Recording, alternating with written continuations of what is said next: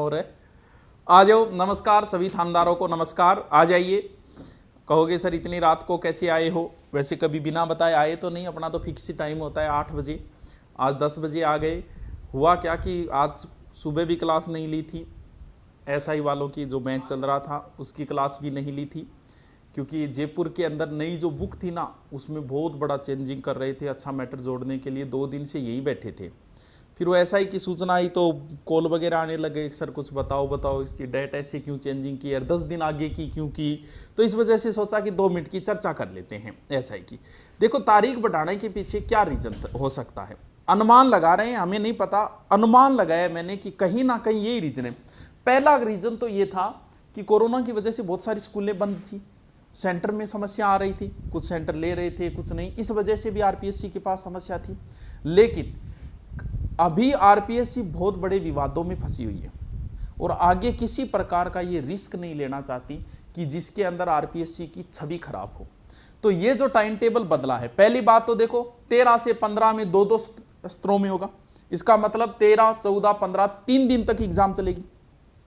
तो आज तक कभी हुआ ही नहीं है, एसआई का एग्जाम तो एक ही दिन में कंप्लीट होता है। लेकिन 3 दिन में क्यों कर रहे हैं? देखो आरपीएससी को 3 तो पेपर बनाने पड़ेंगे, 3 नहीं, एक पेपर रिजर्व में रखना पड़ता है, एक रखे तो 6 पेपर बनाने पड़ेंगे। लेकिन फिर भी ऐसा क्यों किया? इसलिए किया है कि नीचे की लाइन पढ़ो कि 3 बजे से 5:30 बजे तक राज्य के समस्त संभागीय जिला मुख्यालयों पर किया जाएगा। इस लाइन का अर्थ यह हुआ कि जो पेपर होगा वो समस्त संभागीय जिला मुख्यालयों पर होगा। यानी जैसे नेट के पेपर कभी आउट नहीं होते, बाकी हर पेपर आउट हो जाता है, नेट का क्यों नहीं होता?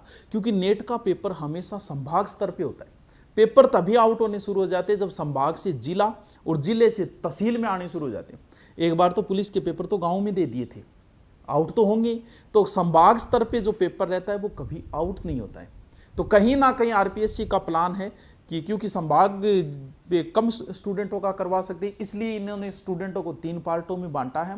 और अब की बार शायद ये प्लान है आरपीएससी का कि संभाग स्तर पे कराएंगे ताकि मेरे ऊपर किसी प्रकार का कोई लांछन न लगे। क्योंकि संभाग का मतलब ये है कि पारदर्शिता, पूर्णता आएगी। तो जो तैयारी कर रहे हैं वो थोड़ा एनर्जेटिक हो, क्योंकि पारदर्शिता से पेपर होगा। संभाग स्तर पे पेपर है तो आउट होने की कोई चांसेस नहीं है। फिर अगर 1-2 दिन 3 दिन कोई फर्क नहीं पड़ता, पेपर एवरेज ही बनेगा। ये नहीं कि पहला टफ बनेगा और दूसरा इजी बने। हाँ, फर्क ये हो जाता है कि पहला पेपर देख के स्टूडेंट अनुमान लगा सकता है किस टॉपिक से पर्सन ज्यादा पुटअप होंगे। पहले वाले की बजाय तीसरे वाले दिन जो पेपर होगा उसको थोड़ा सा अच्छा मौका मिल जाता है पढ़ने के लिए।